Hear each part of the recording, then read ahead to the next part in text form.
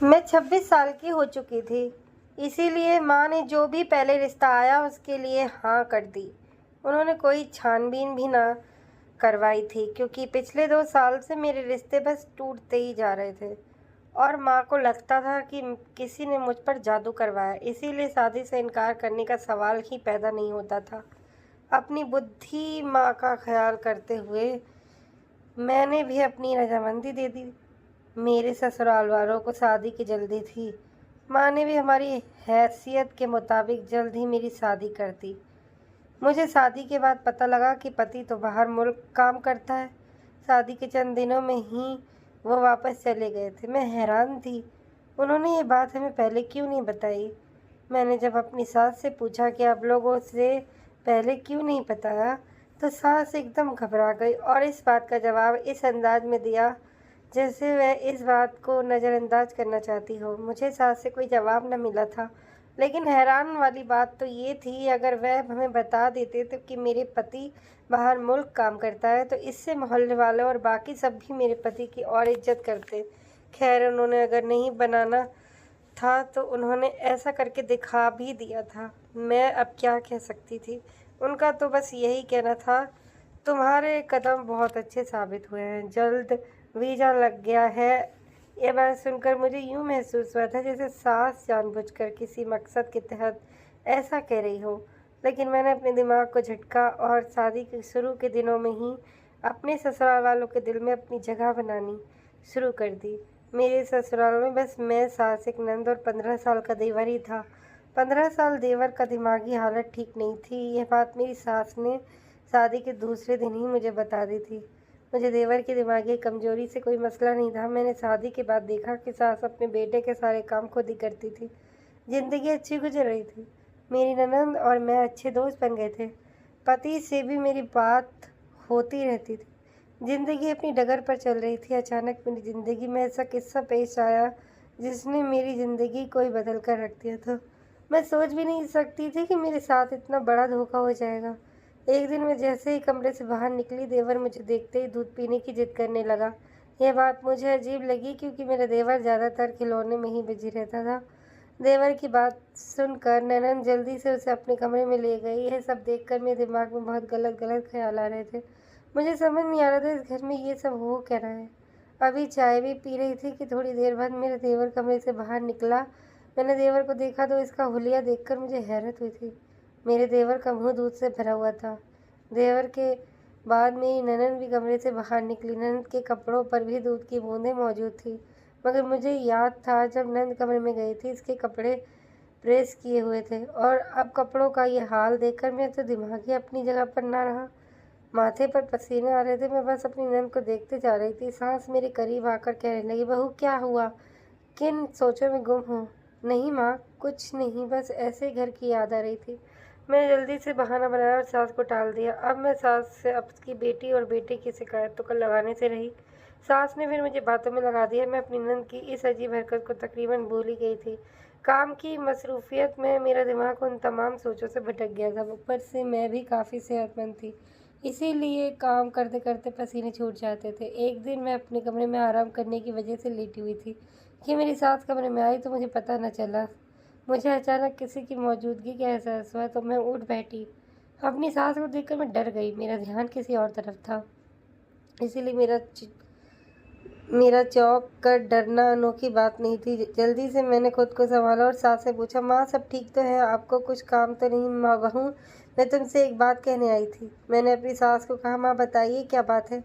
तब सास मुझे देखने के बाद आराम से बोली कि बहू मेरी बात का बुरा मत मानना, तुम जानती हो तुम्हारा जिस्म भरा भरा सा है, ऊपर से तुम्हारा देवर थोड़ा पागल सा। इसकी दिमागी हालत ऐसी है कि वह कुछ भी बोल और कर देता है। इसीलिए तुम भी कमरे से बाहर निकलो तो अपने आप को अच्छी तरह से ढक कर निकलना करो। वह खामोश हुई। मैं उनका मुंह तकने लगी। उन्होंने क्या कहा था, उनकी बात पर मुझे जितनी हैरत होती उतनी ही कम थी। अगर वह पागल था तो उसे अस्पताल में दाखिल करते, लेकिन खैर सास की बात इतनी बुरी भी ना थी। मुझे वाकई ख्याल रखना चाहिए था। मैं अगर अपनी सास से सवाल करती तो न जाने वह मेरे बारे में क्या सोचती। मैंने खुद को समझाया कि सही ही तो कह रही है, मुझे अपने पहने और उठने का ख्याल रखना चाहिए। इसके बाद मैंने सास को कुछ भी कहने का कोई मौका न दिया। मैं खुद पर ध्यान देने लगी थी। मैंने महसूस किया था कि सास सब काफ़ी भरोसेमंद नज़र आने लगी थी। एक दिन ननंद और सास बाजार गई हुई थी। देवर सहन में बैठा क्रिकेट खेल रहा था। अचानक देवर की चीख की आवाज़ पर मैं भागकर सहन में चली गई, मगर बाहर का मंजर देखकर मेरे होश उड़ गए, क्योंकि देवर उस वक्त गीले कपड़ों में था और जोर जोर से चीख रहा था। देवर इस वक्त पूरा पानी में भीगा हुआ था। मैं परेशानी का शिकार थी कि क्या करूँ। अचानक देवर को जोर जोर से छींक आने लगी। मौसम की बदलाव की वजह से शायद देवर की ठंड लग रही थी। मैं जल्दी से तौलिया लेकर आई और देवर की तरफ बढ़ी, मगर देवर इस वक्त से सोचने में ही बिजी था। मैंने थोड़ी देर सोचा कि ये तो पागल है, लेकिन मैं तो बिल्कुल ठीक थी और सास भी घर पर मौजूद नहीं थी। ऐसे में इसका ख्याल मुझे ही रखना था। मैंने तौलिया देकर देवर के ऊपर डाल दिया, लेकिन देवर ने मेरा हाथ पकड़ लिया। मैं इसकी हरकत पर घबरा गई थी। मैंने जल्दी से अपना हाथ देवर की गिरफ्त से छुड़ा लिया। मेरी सास और ननद भी वापस आ गई। मेरा हाथ अभी तक देवर की गिरफ्त में था। जैसे मैं छुड़वाने की कोशिश में लगी हुई थी, न जाने इसमें इतनी ताकत कहाँ से आई थी कि उसने इतनी ज़ोर से मेरा हाथ पकड़ रखा था। मेरा तो सांस फूल चुका था। सास ने आते ही मेरी तरफ देखा और आगे बढ़कर जल्दी से देवर के हाथ से मेरा हाथ छुड़वाया। मैं जल्दी से कमरे में चली गई थी और जाते ही कमरा अंदर से बंद कर लिया। अपने देवर की इस हरकत की वजह से आज मैं सास और ननद के सामने खुद को बार बार शर्मिंदगी महसूस कर रही थी। कमरे में जाकर मैं गहरी सांस लेते हुए वह सब सोचने लगी जो देवर ने मेरे साथ किया था। मुझे समझ नहीं आ रहा था कि मैं क्या करूं। जो कुछ हुआ था, अब उसमें मैं कैसे देवर को कसूरवार ठहराती, जबकि मैं जानती थी कि देवर को दिमागी मसला है। मैं अपने बेड पर बैठी अपने आप को देख रही थी कि सास मेरे कमरे में दाखिल हुई। मैंने सास को देखा तो फ़ौरन कहा, माँ आप वह सब। मेरी सास ने मेरी बात काट दी और बोली, बहू मैं जानती हूँ बाहर जो कुछ हुआ वह सब तुमने जानबूझकर नहीं किया था। मुझे सास की बात से कुछ हौसला मिला था। सास ने बहुत दुखी होकर कहा, बहू मेरा बेटा पागल नहीं है, बस ये दिमागी तौर पर थोड़ा कमज़ोर है। तुम इसकी किसी बात पर बुरा मत मानना और दिल पर न लेना। मेरा बेटा बहुत मासूम है, इसको अपने आप ख्याल नहीं है। अगर कभी कुछ कर दे तो तुम इसे गलत ना समझना। सास की बात सुनकर मैं अपनी जगह खामोश हो गई थी।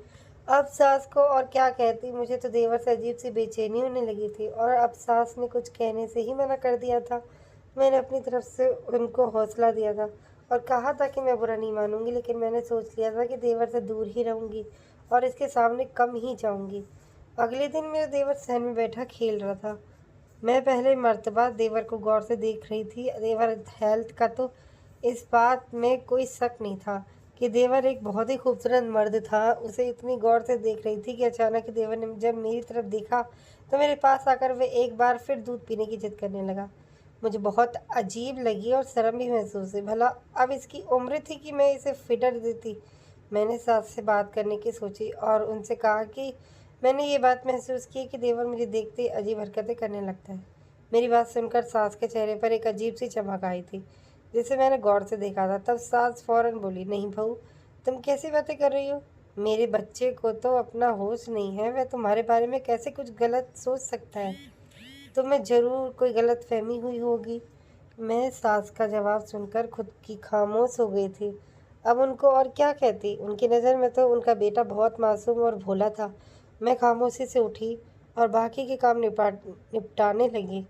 मैं रात होने से पहले ही सारे कपड़े छत से उतार कर ले आई थी। जब ननंद के कपड़े इसके कमरे में देने के लिए गई तो दरवाजे पर दस्तक देने से पहले ही ननंद तौलिए में से अपने गीले बाल साफ करती हुई कमरे से बाहर आ गई। मुझे देखकर एक पल के लिए इसके चेहरे का रंग उड़ गया था। उसके बाद वह जल्दी से पानी पीने का कहते हुए बाहर की तरफ चली गई। मैं हैरानगी से उसे जाते हुए देख रही थी। मैंने ज़्यादा गौर न किया और उसके कपड़े बेड पर रखकर वापस जाने की वजह से जल्दी कमरे के अंदर चली गई। लेकिन अंदर जाते ही देवर को बगैर कमीज के उल्टे मुंह बेड पर सोते देखकर मेरे कदम वहीं जम गए थे। यह देखकर मेरे पसीने छूट गए। मैंने जल्दी से कपड़े वहीं पर ऐसे ही रखे और बाहर की तरफ भाग के सामने से आती हुई अपनी ननद से टकरा गई। मेरे चेहरे के उड़े रंग को देखकर ननद बिल्कुल चुप खड़ी थी, उल्टा मुझ पर ही बरसने लगी और कहने लगी, भाभी आप देखकर नहीं चल सकती क्या। इसकी बात पर मैं और घबरा गई थी। इस वक्त मेरा दिमाग काम करना बंद कर चुका था। जब तक होश आया तो ननद का जवाब सुनकर हैरत हुई, क्योंकि इससे पहले ननद ने मेरे साथ इस लहजे में कभी बात नहीं की थी। मेरे लिए ननद का ये रवैया और उसके कमरे में जो कुछ भी मैंने देखा वह बहुत ही अजीब था। मुझे बातें सुना कर मेरी सुने बगैर ननंद अपने कमरे में चली गई और दरवाज़ा मेरे मुंह पर बंद कर लिया। मैं दिन भर की थकी हुई थी, ऊपर से जिस हालत में देवर को देखा था इसकी वजह से मैं डर महसूस करते हुए मैं सोचते सोचते ही सो चुकी थी।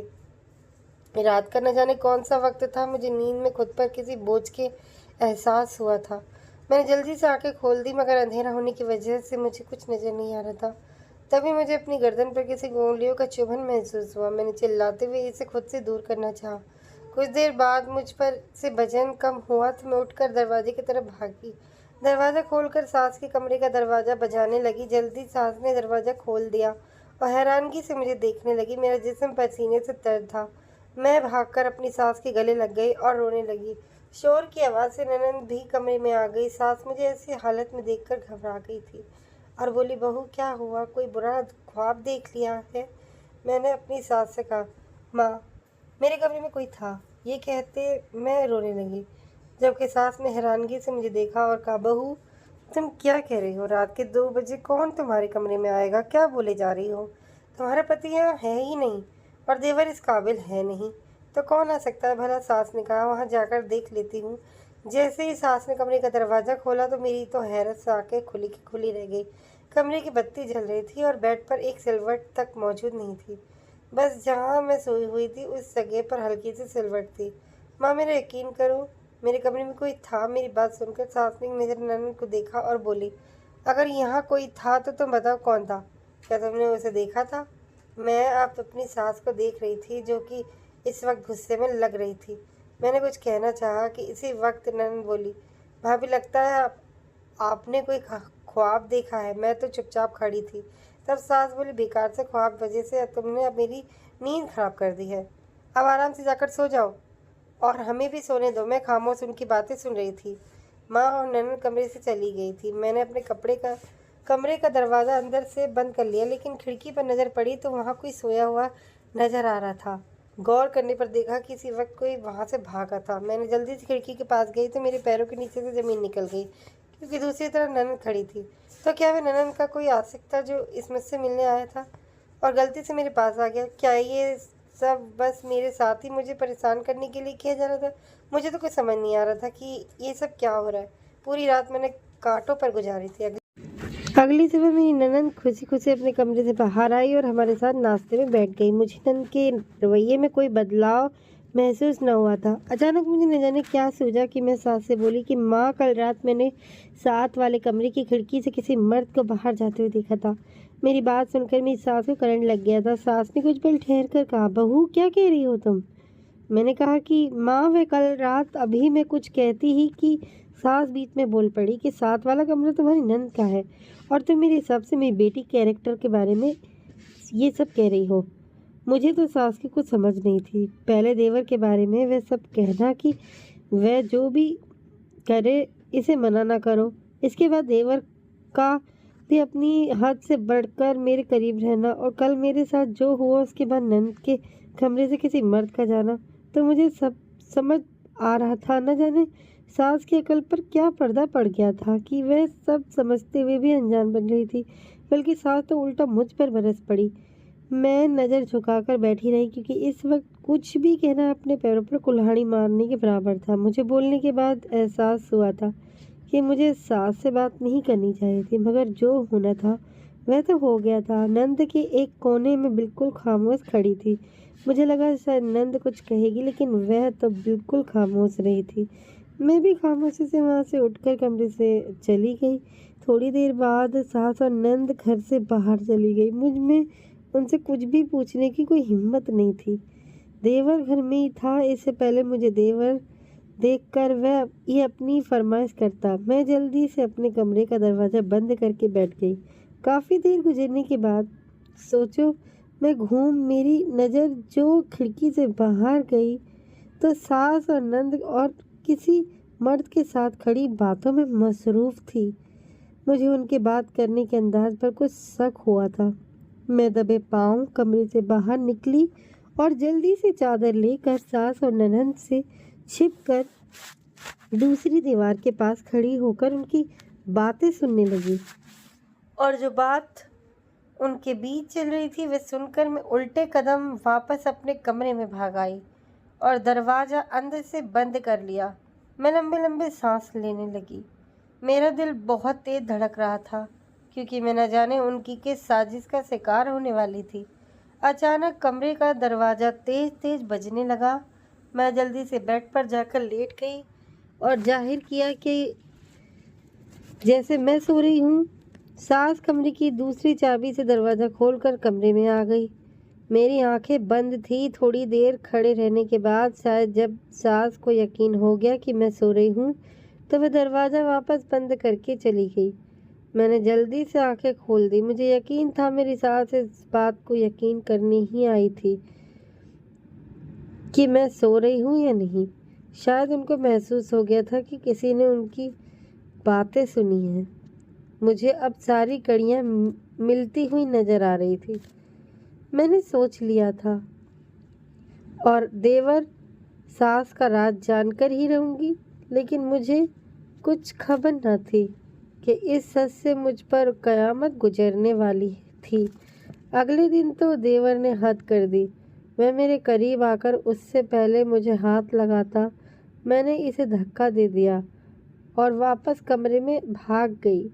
अब मुझे इस घर में रहना बहुत मुश्किल लग रहा था।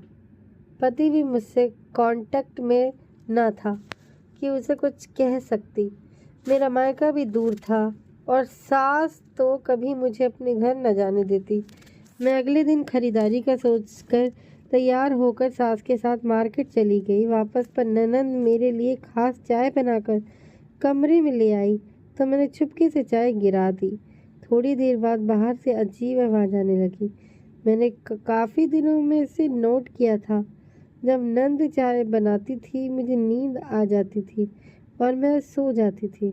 आज इसीलिए मैंने चाय नहीं पी थी। मैंने अजीब आवाज़ सुनकर जब बाहर जाकर देखा तो देवर ननंद के बहुत करीब सोफे पर चिपक कर बैठा हुआ था और नंद के साथ अजीब अजीब हरकतें कर रहा था। थोड़ी देर बाद सास ने नंद से कहा, जाकर देखो जरा दवाई ने अपना असर कर दिया कि नहीं। अब तक वे बेहोश हो गई होगी और मुझे आवाज़ दे देना। मैंने जब सास की बात सुनी तो जल्दी से सोफे पर ही लेट गई। नंद कमरे में आई तो मुझे बेहोश समझकर बेदर्दी से मुंह अपने हाथों की गिरफ्त में लिया। तकलीफ के बावजूद मेरी आंखें नहीं खोल सकती थी। तभी ननंद की पुकार से देवर कमरे में आ गए।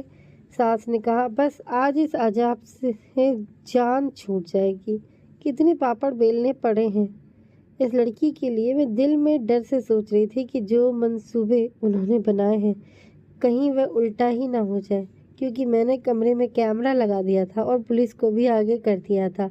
क्योंकि सास और ननंद की अजीब हरकतों को देखते जब पड़ोसियों से उनके बारे में बातें सुनी तो मेरी रूह कांप गई थी। वह लोग इतने करीबी रिश्तों को कैसे बदनाम कर रहे थे। इससे पहले मेरा देवर मुझे हाथ लगाता मैंने अचानक आंखें खोल दी और देवर के मुंह पर खींचकर थप्पड़ दे मारा। इससे पहले वे लोग मेरे साथ कुछ गलत करते पुलिस ने आकर उन सबको गिरफ्तार कर लिया था। पुलिस ने उन लोगों को और मेरे पति को, जो कि दूसरे मुल्क में नहीं बल्कि दूसरे शहर में था, इसे भी अपनी हिरासत में ले लिया था। गिरफ्तारी पर उसने गुस्से में आकर मुझे तलाक दे दी थी।